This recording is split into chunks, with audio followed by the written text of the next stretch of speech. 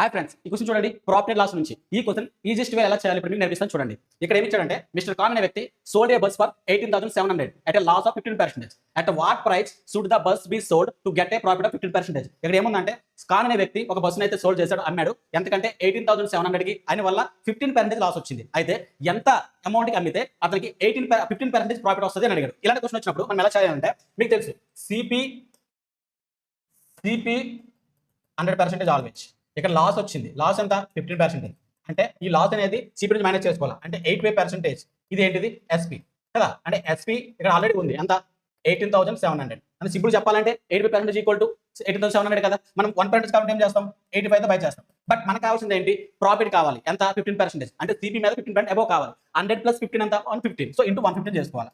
So చేయండి. 5 17 జా 2 జా 3 జా 17 1 జా 17 1 జా 0 0 అంటే 11 0 0 ఇంటూ 23 ఇంటూ చేసి ఏమవుతుంది?